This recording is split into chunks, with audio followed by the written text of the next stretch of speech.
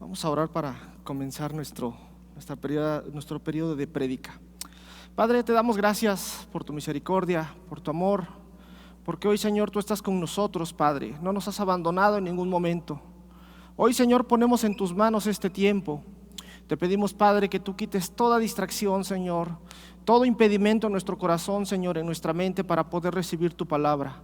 Hoy, Señor, te pedimos que sea tu palabra directamente, Señor, hablando a nosotros. Que nosotros podamos tomarla, Señor, y hacerla nuestra y ponerla por obra. Hoy, Señor, ponemos nuestra vida en tus manos y te pedimos, Señor, que tú la sigas dirigiendo como hasta este momento. En el nombre poderoso de tu Hijo Jesús. Amén. Damos un aplauso a Dios. El tema de esta prédica se llama la convicción de seguir a Jesús.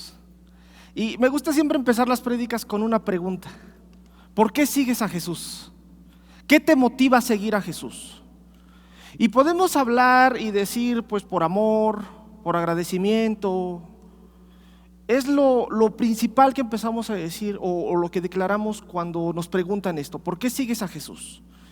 Pero tenemos que entender algo antes. El día de hoy muchos de los que estamos aquí o algunos de los que estamos aquí estamos porque nos obligaron a venir. Algunos nos están viendo en televisión tal vez porque los están obligando a ver la transmisión. Otros hoy vienen porque no tienen otra cosa mejor que hacer, o alguien también en la televisión lo está viendo porque no tiene algo mejor que hacer. Porque si los invitan a una fiesta o los invitan a un lugar donde les gusta estar, pues muy fácil no vienen a la congregación y muy fácil no se conectan. Hoy lo vemos, son muy pocos los que están congregados el día de hoy, muy pocos. Cuando somos una congregación de 2,000, 3,000, hoy muchos, como en las bodas, en la parábola de las bodas, fueron invitados a una boda y unos no pudieron por el trabajo, otros no podían porque tenían que cuidar su casa, porque tenían que cuidar al familiar, y hoy son pocos los que han decidido venir a la congregación, o son pocos los que han decidido también conectarse en video. Hay otros que sin importar nada, sin importar que llueva, sin importar que tiemble, sin importar que esté el familiar rico en la casa, siempre se congregan. Y esos son pocos, son muy pocos. La mayoría de los que estamos aquí el día de hoy tenemos conocimiento de Dios. Todos por lo menos sabemos quién es Jesús, sabemos quién es Dios, sabemos lo que ha hecho en nuestras vidas. Pero muy pocos lo conocemos realmente. Muy pocos podemos entender a Dios o tratar de conocerlo muy poco, o lo conocemos muy poco. No es lo mismo ver una fotografía, ver un video, que visitar el lugar. No es lo mismo conocer a Dios a través de mi familiar, a través de la televisión, que tener una relación directamente con Él. Y vamos a la cita del día de hoy, Mateo 15:8. Dice: este pueblo dice que me obedece, pero en verdad nunca piensa en mí. Tener una relación con Dios no es de labios, no es nada más decir tengo una relación con Dios, es una convicción. Y cuando lo leemos en la Reina Valera, dice: este pueblo de labios me honra, pero su corazón está lejos de mí. Los fariseos tenían un conocimiento perfecto de Dios, conocían perfectamente la ley de Dios, pero no conocían a Dios. Lucas 7:36 al 39. Lucas 7:36 al 39. Y esta es una historia de Jesús. Dice: un fariseo llamado Simón invitó a Jesús a comer a su casa. Jesús aceptó y se sentó a la mesa. Una mujer de mala fama que vivía en aquel pueblo supo que Jesús estaba comiendo en la casa de Simón. Tomó entonces un frasco de perfume muy fino y fue a ver a Jesús. La mujer entró y se arrodilló detrás de Jesús. Y tanto lloraba que sus lágrimas caían sobre los pies de Jesús. Después le secó los pies con sus propios cabellos, se los besó y les puso el perfume que llevaba. Al ver esto, Simón pensó: si de veras este hombre fuera profeta, sabría que lo que la está tocando es una mujer de mala fama. Cuando Jesús llegó a la casa de Simón, no lo saludaron. La costumbre era que cuando una persona llegaba a una casa, lo mínimo que hacían era lavarle los pies y saludarlo con un beso. Era lo mínimo, es la tradición judía. Pero cuando Jesús llegó a la casa de Simón, Simón no hizo ninguna de estas reverencias. El fariseo había estudiado las leyes, como todos los judíos de aquella época y de este momento. En la actualidad, o también en aquel momento, los judíos consideran la mayoría de edad a los 12 años. A los 12 años un joven ya es considerado una persona suficientemente intelectual para poder tomar decisiones como un adulto. Pero en este proceso, desde que nacen o desde que empiezan a leer hasta los 6 años, todos los niños judíos tienen que memorizar la Torá, los primeros 5 libros de la Biblia, de memoria.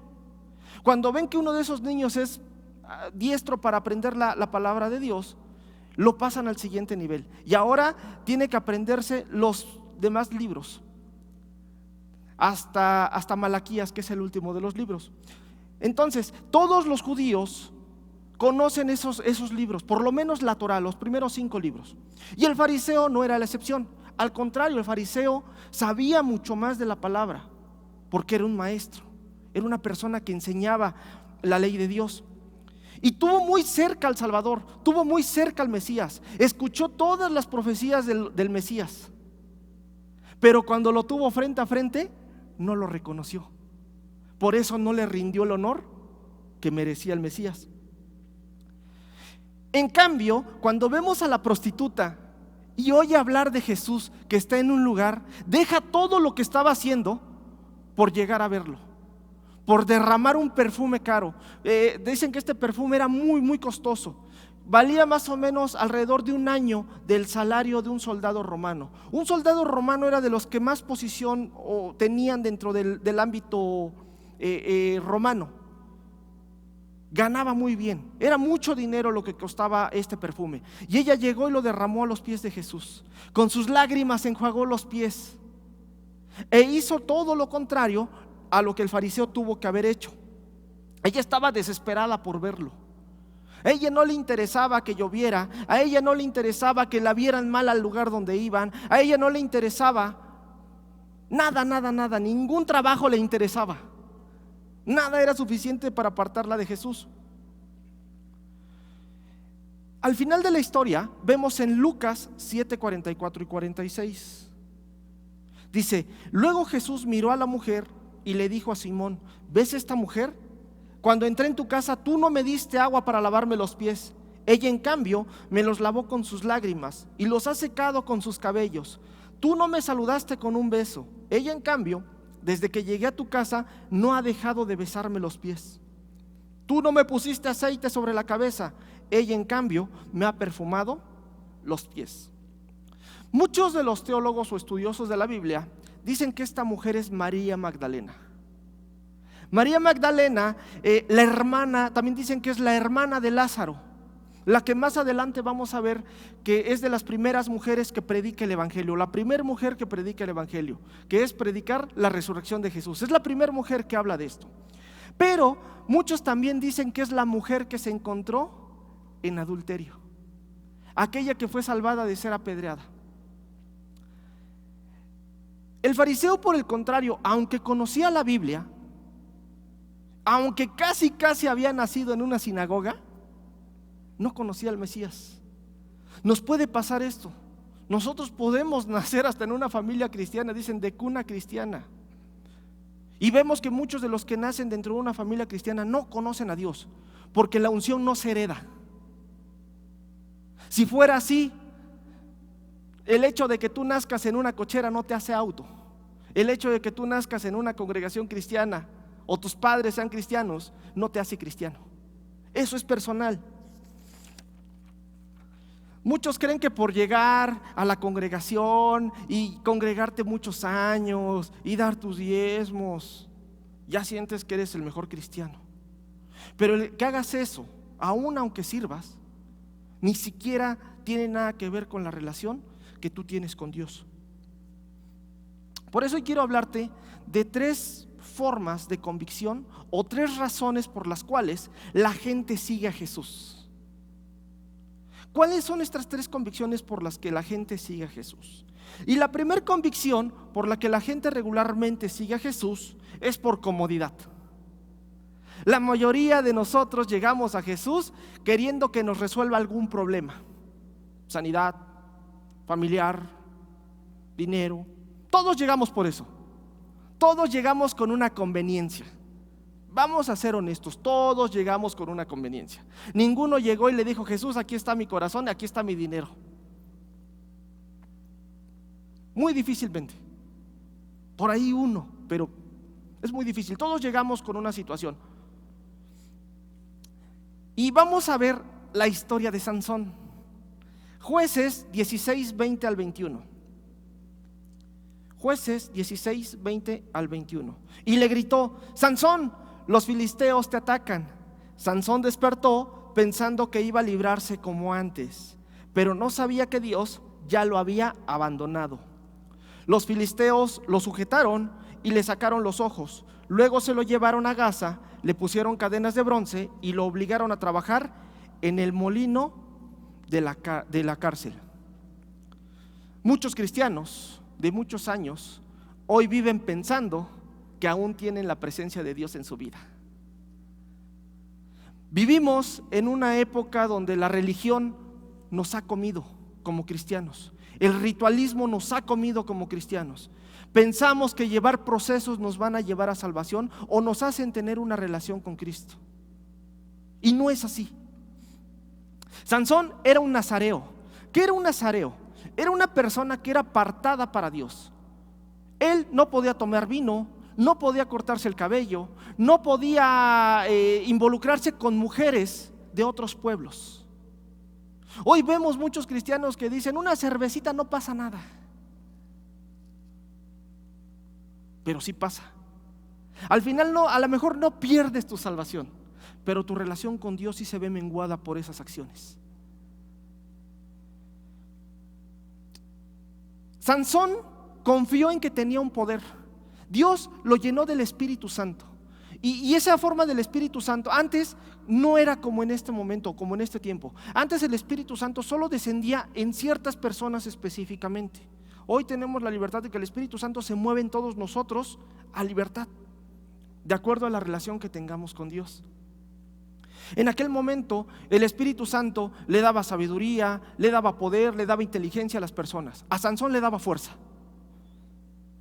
Pero Sansón confió mucho en este poder y pensó que vivía en la presencia de Dios y vivía cómodamente en esa supuesta presencia de Dios. No era tan mundano para ser llamado del mundo, pero tampoco era tan cristiano para ser llamado cristiano. Hoy muchos congregantes están con un pie en el mundo y con un pie en la iglesia. Ni siquiera son tan honestos para decir: me voy al mundo de una vez, o me quedo bien en la iglesia. No son tan mundanos para ser llamados del mundo, pero tampoco son tan cristianos para ser llamados hijos de Dios. La palabra para describir lo que Sansón estaba viviendo en ese momento es Icabod. Icabod. Cuando nosotros leemos el primer libro de Samuel, encontramos que cuando muere el profeta Elí y sus hijos, nace un hijo de su nuera y le ponen Icabod. La presencia de Dios se ha ido, porque en ese momento les habían robado el arca de Dios. Y muchos cristianos hoy viven en esa palabra, Icabod. La presencia de Dios se ha ido. El hecho de que vengan a la congregación, de que sirvan, de que diezmen, no quiere decir que tengan la presencia de Dios. Es de los que se congregan para recibir un milagro nada más, para conseguir una novia, un esposo, o los que ven la congregación como un club social.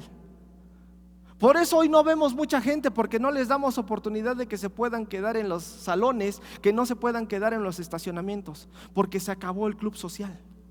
Hoy vienen a lo que vienen, a alabar a Dios, y a muchos no les gusta eso. Este tipo de personas no está comprometida con Dios, siguen por conveniencia o por comodidad a Jesús. Hoy pueden estar aquí y mañana en otro lugar, en otra iglesia o en el mundo, o en el lugar que mejor les acomode. Son de los que creen que hacen lo suficiente para Dios. Sienten que toda su vida es muy buena para estar delante de Dios, que ellos se merecen estar delante de Dios. Son los que abusan de la gracia. Peco, el domingo vengo, me arrepiento y volvemos a empezar el siguiente lunes.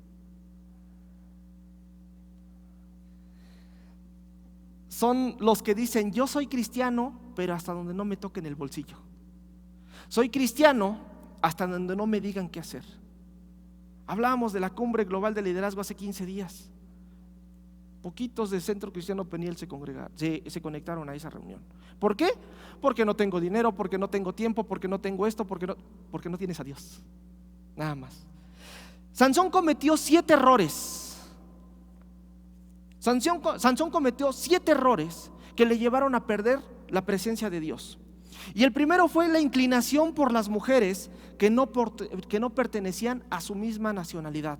Cuidado, mamá, cuidado, papá, con que tu hijo o tu hija se estén involucrando con personas que no amen a Dios, porque fue el primer error que cometió Sansón. Son los que tienen novios inconversos, pensando que es el amor de su vida y que ellos lo van a transformar. Se terminan enamorando de esa persona que no es creyente, que no maneja el temor de Dios, y terminan fuera de la iglesia y con una vida destrozada. Leía en la semana la historia de Salomón. Salomón fue una persona muy inteligente, fue agradable delante de Dios, pero dice que en su vejez se apartó de Dios, porque las mujeres que tenía lo apartaron de él. Y este fue el error de Sansón. Otro error de Sansón es que manipuló el cuerpo de león en descomposición. Sansón se contaminó. Él no podía hacer esto. Él era un nazareo. Entonces él no podía tocar nada muerto porque se contaminaba. Ahora, tú eres santo. Todos los que hemos recibido a Jesús somos santos. ¿Con qué te estás contaminando? Chismes, mentiras, fornicación, adulterios, pornografía. ¿Qué te está contaminando? Otro de los errores que cometió Sansón fue que participó en el banquete de los filisteos. Y esto es muy común entre los cristianos. Yo voy a ir a la fiesta de mi familia, me voy a sentar con ellos porque les voy a hablar de Cristo. Oye, pero ya hay baile, ya hay alcohol. Sí, pero yo les voy a hablar de Cristo. Yo no tomo, yo no fumo, yo no bailo. Ah, caray. Y cuando vemos, ya están con la cerveza, ya están con el baile, ya están con el cigarro. Muchas veces dicen: es que si no les predico ahí, nunca les voy a predicar. Si no les has predicado en otros lugares, menos les vas a predicar en la fiesta, porque te terminas volviendo a ellos. Otro error que cometió Sansón fue que cometió un pecado de impurezas. Se metió con una prostituta.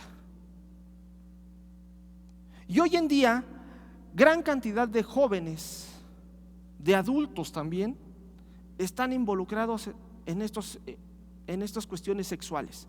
Y mujeres también, las mujeres también están cayendo en adulterio. En este tiempo platicaba con el pastor Eliel y decía: es triste ver que en este tiempo de pandemia los adulterios y las separaciones y los divorcios se están dando al por mayor. Y eso es en lo que está cayendo la congregación el día de hoy. Otro error que cometió Sansón fue que se enamoró de Dalila, una mujer que odiaba el pueblo de Dios. Imagínense una mujer que odia al pueblo de Dios y que tu hijo se involucre con ella, o tu hija se involucre con un hombre que odia al pueblo de Dios. Eso va a traer maldición. Peor aún, que tu hija sea de las que está publicando de que vamos a destrozar, vamos a romper, ahora del 8 de marzo. Aguas. Otro error que cometió fue el cambio del ministerio del juez a libertador por el amor ficticio. ¿Cuántos por seguir a una persona, a una pareja, han dejado de servir, han dejado de venir a la congregación? Porque dicen: lo voy a convertir, y se terminan yendo. Hay una historia muy bonita acerca de esto. El puerquito escuchó que el granjero dijo: vamos a matar al caballo porque es muy malo y no se quiere tomar el medicamento. Y el puerquito iba y le decía al caballo: caballo, tómate el medicamento porque si no te van a matar. Y el caballo: no me importa, yo no me voy a tomar eso.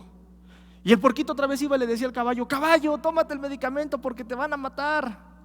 No, no me voy a tomar eso. A la tercera vez, puerquito, le decía: caballo, tómate el medicamento porque te van a matar. Está bien, me voy a tomar el medicamento. Se lo toma.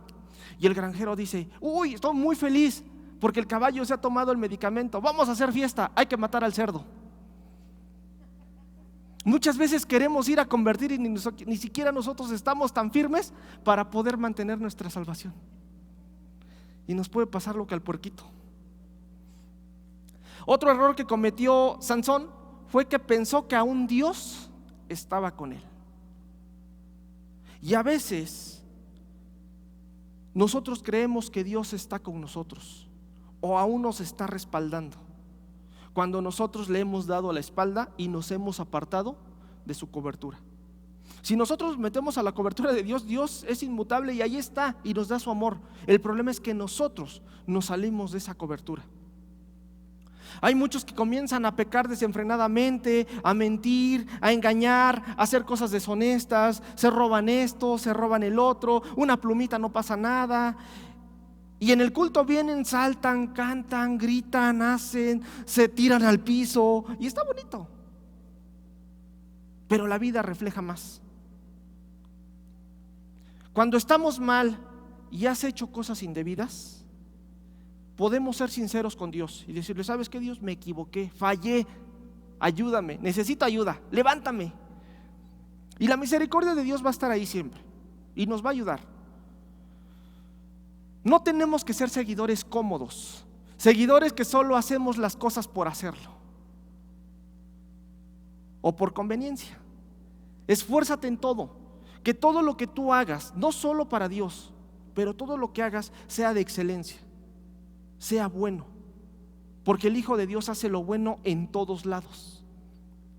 Otra convicción o razón por la que la gente sigue a Jesús es por conveniencia o fama.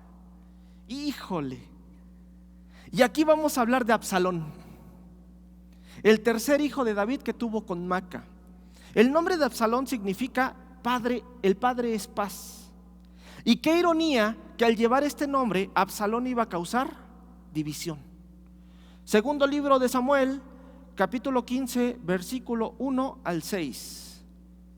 Tiempo después, Absalón andaba en un carro jalado por caballos.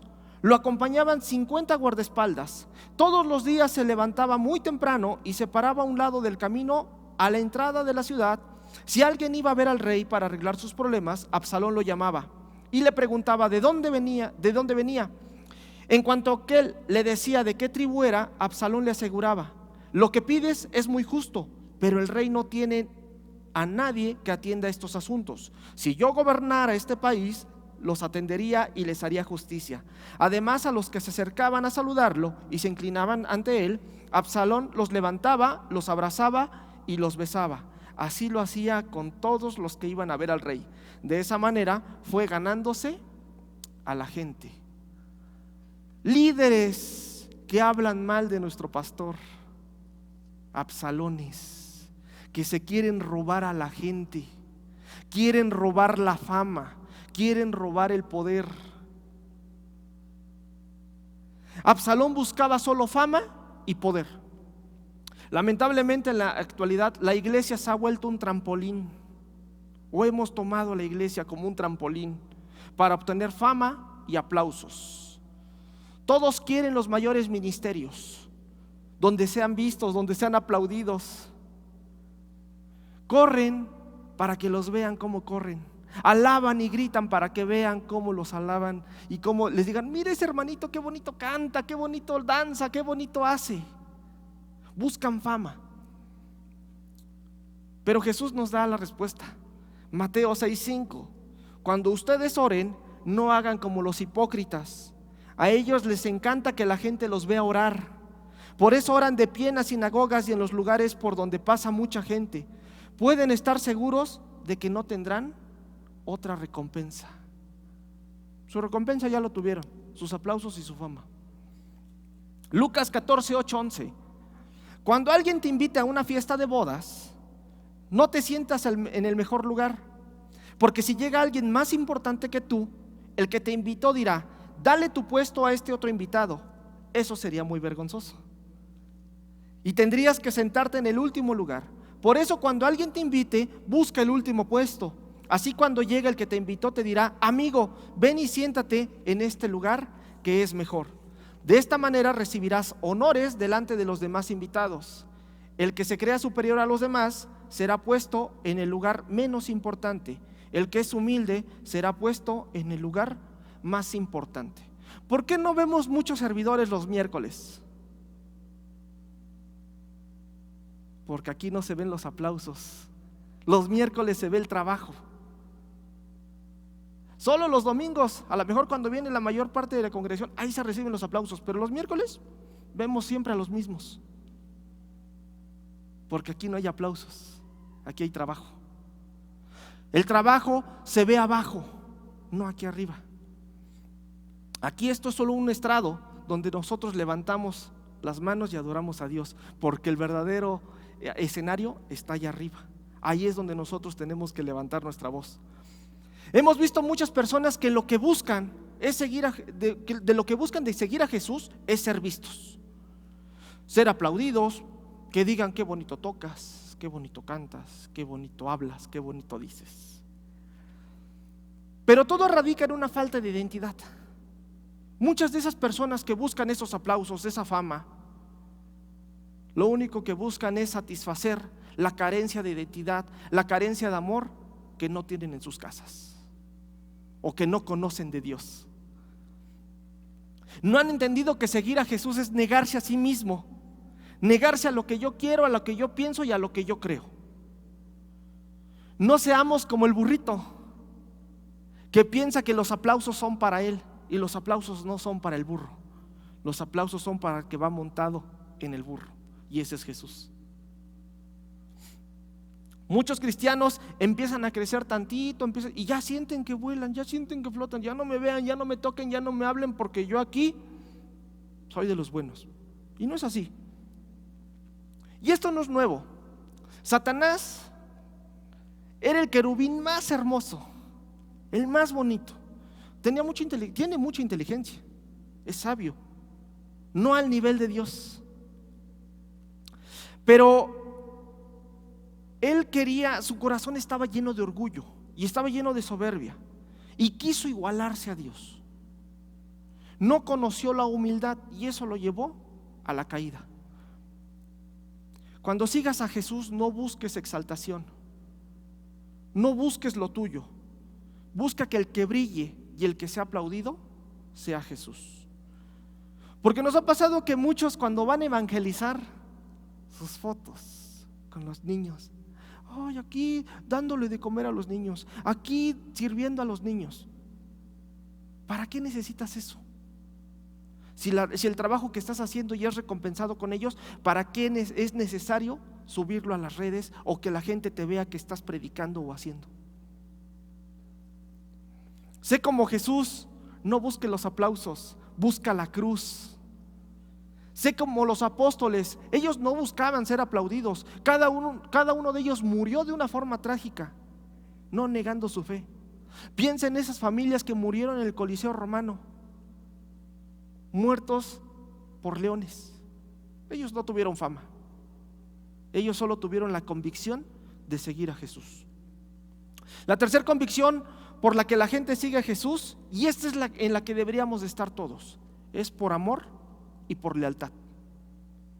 Y aquí vamos a ver a David. Primer libro de Samuel 13:14. Pero como no lo hiciste, tu reino no durará mucho tiempo. Dios ya ha decidido quién será el próximo rey. Ese rey sí lo obedecerá.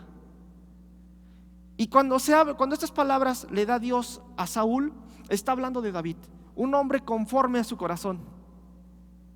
David era una persona que sabía dejar todo por seguir a Dios. Y había ciertas características en David que debemos de tener. Una de ellas era que David era un adorador de verdad. David no solo adoraba en la iglesia, él adoraba en lo oculto.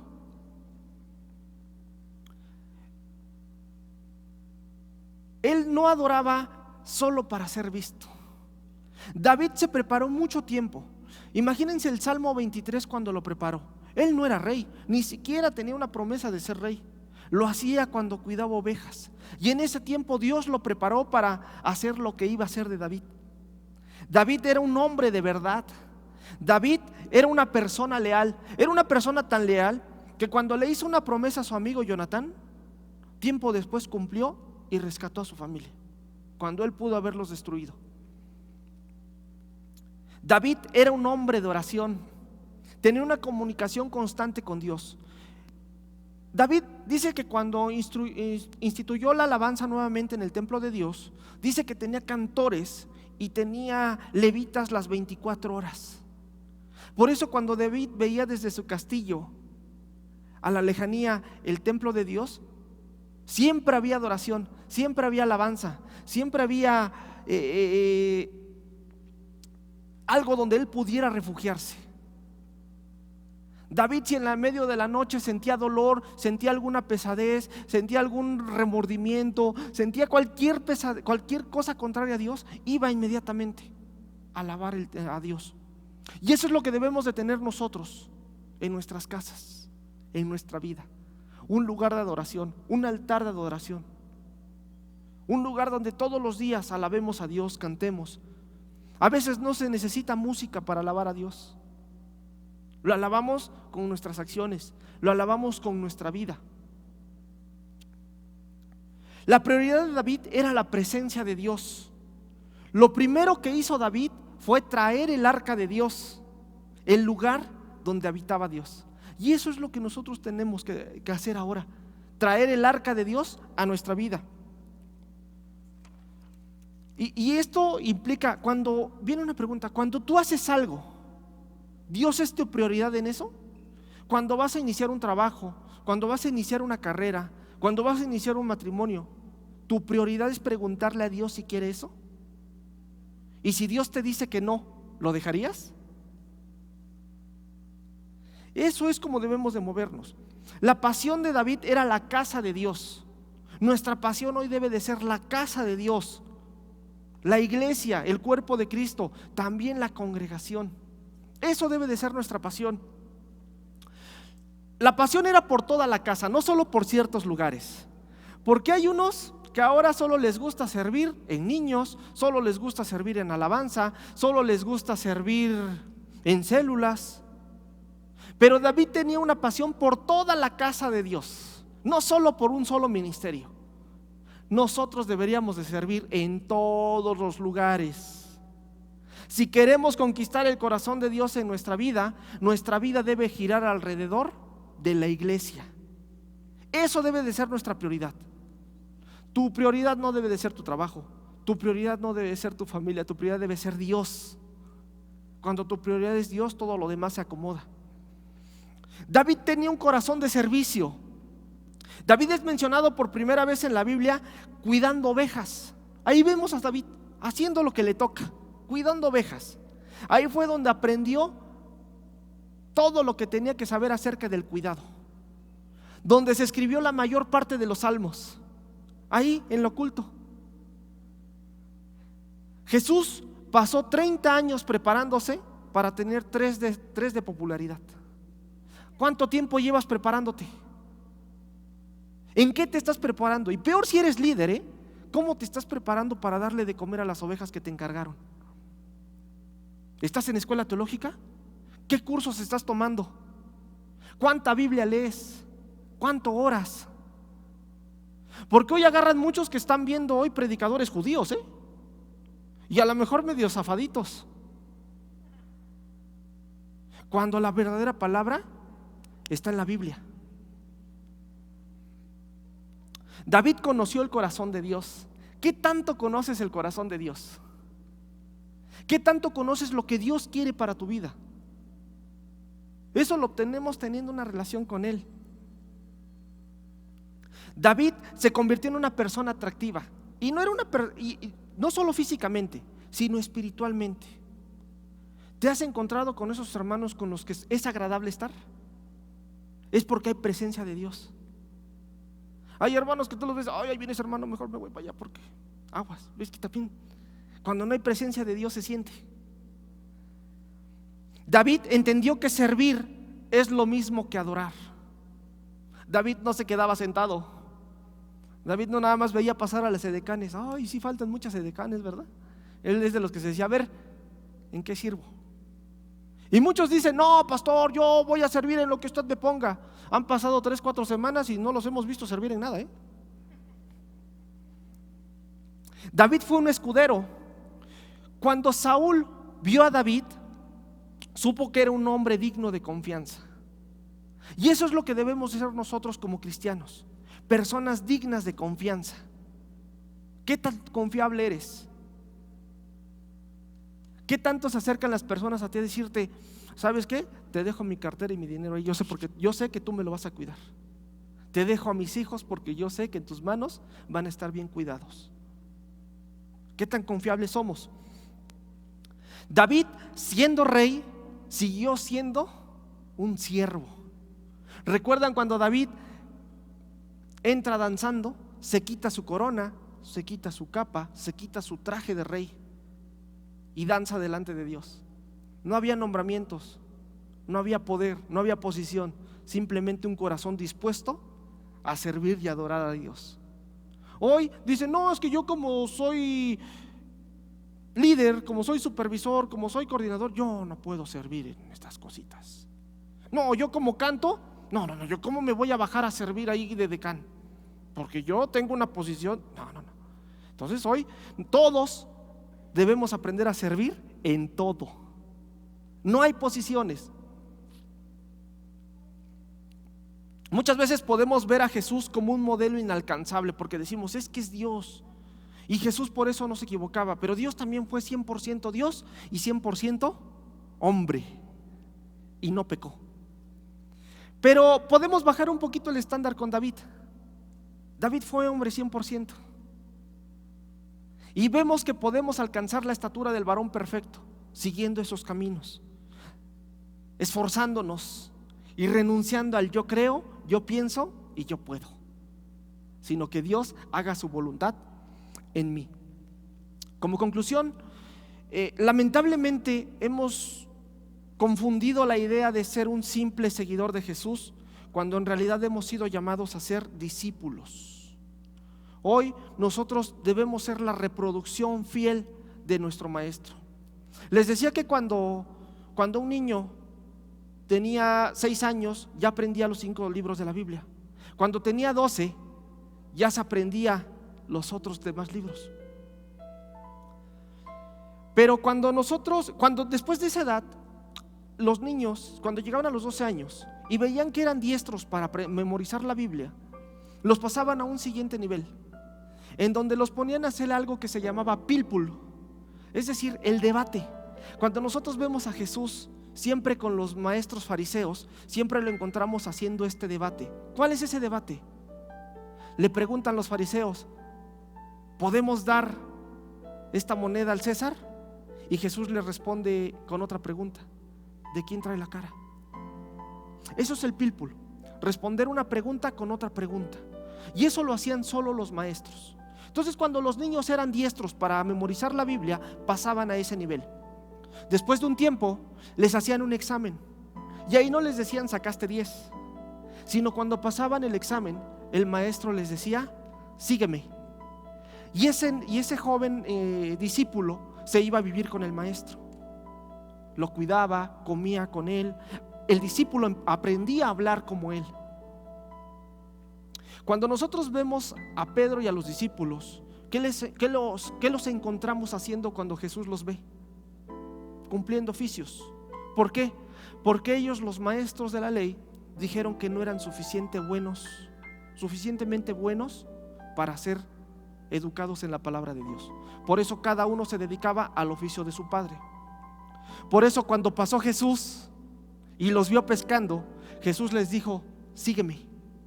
Y esa era la señal inequívoca de que un maestro les estaba hablando. Por eso ellos inmediatamente dejaron las redes y lo siguieron. Jesús nos ha dicho a cada uno de nosotros: sígueme.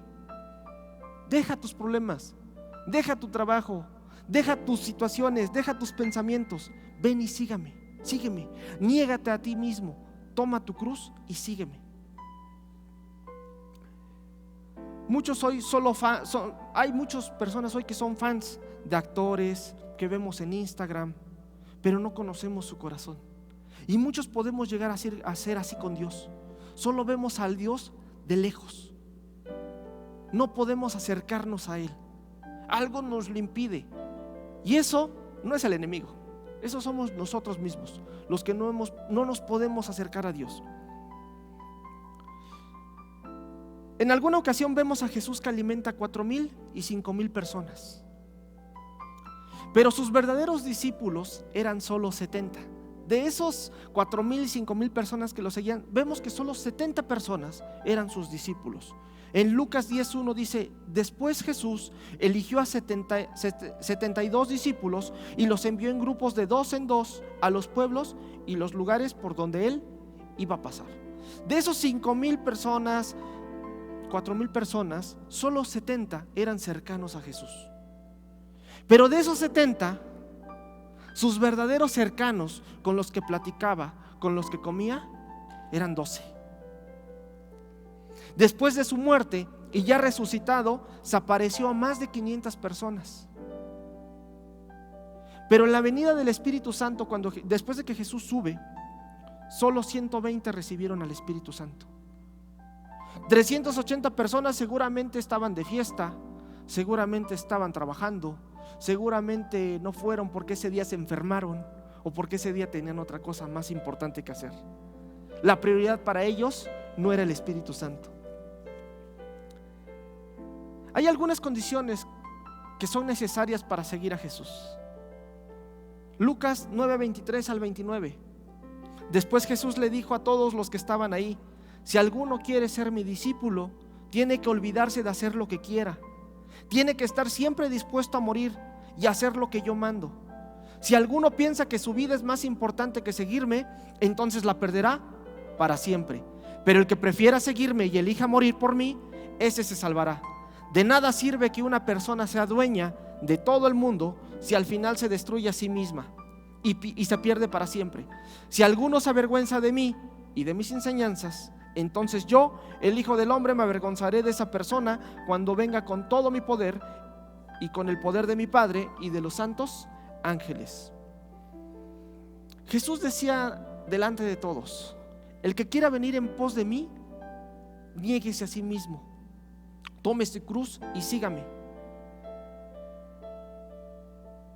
Y hoy predicamos hace 15 días acerca de esto. Seguir a Jesús es complicado porque tienes que pelear con el peor enemigo, tú mismo. Hoy debemos dejar de seguir a Jesús por comodidad o por beneficios. Debemos de dejar de seguir a Jesús por un poder o por fama. Hoy nosotros debemos de seguir a Jesús por amor y por lealtad. Les hacía una pregunta: ¿por qué sigues a Jesús? ¿Por qué estás siguiendo a Jesús? Y la respuesta es muy fácil: porque Él nos dio la oportunidad de seguirlo. No es porque tú quieras o tú puedas, es porque Él nos dio la oportunidad de seguirlo. Nada más por eso, por su gracia, por su misericordia, porque Él fue quien nos llamó y nos dijo: sígueme. Y hoy nosotros por eso estamos aquí. Si sientes que no has sido un fiel seguidor, si crees que has fallado, si aún estás a tiempo de remediarlo, hoy puedes hablar con Dios y hoy puedes restaurar esa parte como discípulo, como seguidor de Jesús. Hoy puedes tomar en tus manos la decisión de decir: hoy me equivoqué, hoy fallé, pero voy a restaurar esto, porque yo necesito servir, yo necesito adorar, yo necesito alabar, porque me conviene. Nada más por eso, porque si no, estaría muerto. No seas como Sansón, creyendo que tienes la presencia de Dios cuando la presencia de Dios se apartó hace mucho tiempo. No seas como Absalón, que busca fama o que busca poder. Seamos como David, seamos como Jesús, alabar a Dios sin esperar nada a cambio. Es tiempo que los cristianos dejemos de demandar cosas. órenme, sánenme, véanme, háblenme cuando me sienta triste. Debemos dejar de ser demandantes. Y hoy nuestra responsabilidad es ser ofertantes. Es decir, hermano, ¿qué necesita? Pastor, ¿qué necesita? Veo que hacen falta decanes. Yo aquí estoy, hermana Juanita, vamos a servir de decano. Veo que faltan personas de seguridad, hermano, aquí estoy listo para servir de seguridad. Pero hoy es tiempo de tomar esa convicción real de seguir a Jesús. Dejar todo, deja tus redes y sigue a Jesús. Vamos a orar, vamos a darle gracias a Dios por lo que ha hecho en nosotros. Señor, hoy venimos delante de ti, Señor, con un corazón dispuesto, un corazón afligido, Padre. Sabemos que tal vez te hemos fallado, que no nos hemos negado a nosotros mismos, Señor, y que hemos buscado nuestra fama, hemos buscado, Señor, nuestra comodidad al seguirte. Pero hoy, Señor, te pedimos que nos des convicción correcta para alabarte, para adorarte, para servirte, Señor. Hoy queremos ser como Jesús. Queremos ser siervos, Señor, en todo momento. Queremos ser agradables a ti, Señor, en todo lo que hagamos. Que nuestras acciones, Señor, no puedan ser cuestionadas porque nosotros vamos a actuar como tú nos lo has pedido, Padre bendito. Hoy queremos poner, Señor, nuestro corazón delante de ti. Ponemos nuestra vida, nuestro trabajo, nuestro dinero, nuestras familias, Señor, nuestras casas, todo lo que somos y todo lo que tenemos, Señor, lo ponemos delante de ti. Hoy, Padre, te pedimos que si dentro de esto que hay delante de ti, Señor, hay un ídolo, que lo destruya, Señor. Arráncalo de nosotros, porque hoy el único digno de gloria y de honra eres tú, mi Señor. Te damos a ti, Padre, la gloria, la honra y la alabanza en el nombre poderoso de tu Hijo Jesús. Amén.